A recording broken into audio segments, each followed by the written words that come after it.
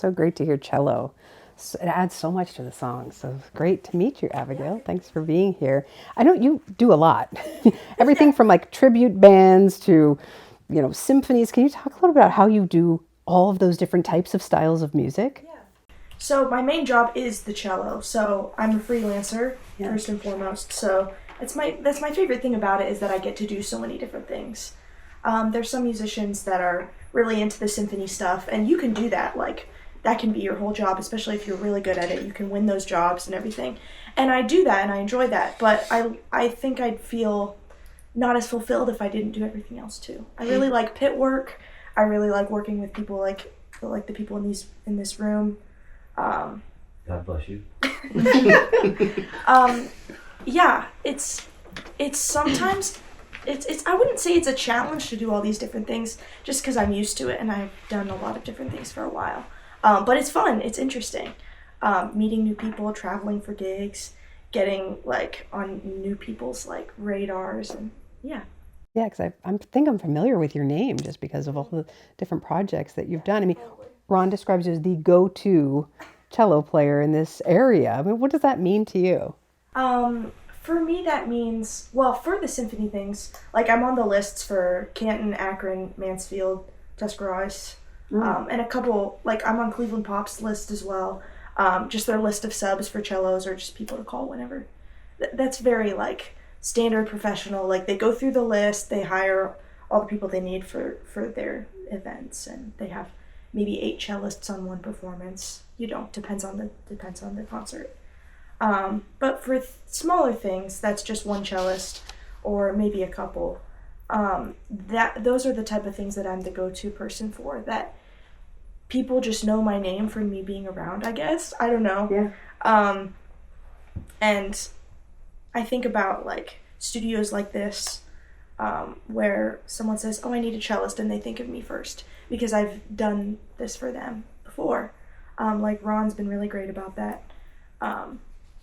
I work with one person, and that opens up so many doors for me, which is really cool. And that happens a lot.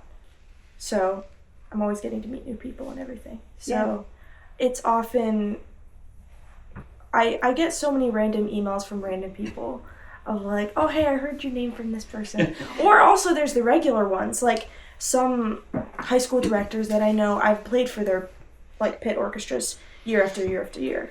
So I guess I'm their go-to now, and I can sub out if I need to, but it's nice that I have that sort of dependable work, because if I'm just freelancing, which I am, it's not stable. There's no job stability because I don't have like a salary job or anything. I have some contracts at different orchestras, which is nice because you know how many concerts they have and everything.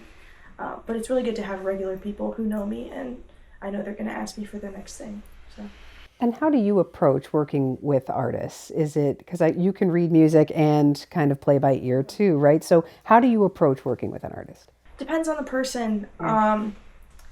Like Kayla said, I appreciate when they have everything written out. If they've spent the time and or money, whatever, to do that, it helps me out a lot if they get someone good to orchestrate it, because then it's written for my instrument and the person knows how to do it. And I really appreciate that, because it just goes a little bit faster, and I don't have to like figure out what's in their brain. But that also is part of the job, is figuring out what's in their brain, and I do enjoy that too. So there's a place for both, for sure.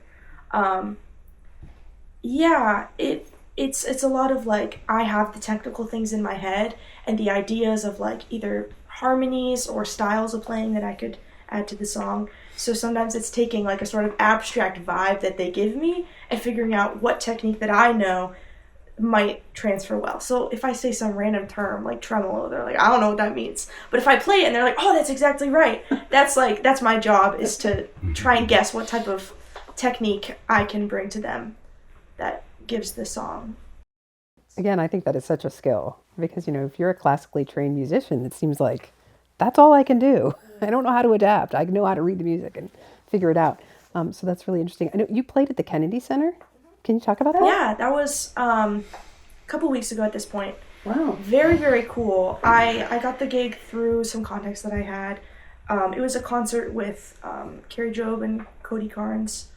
And it was a whole orchestra. Well, I guess it was just strings, but it was a big string section. So we came in just for the one rehearsal and the performance.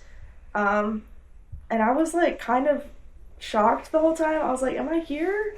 What's happening? It was just like a 1-day thing. I drove into DC like super early that morning because I did gig the night before. So I was like on 4 hours of sleep or something stupid.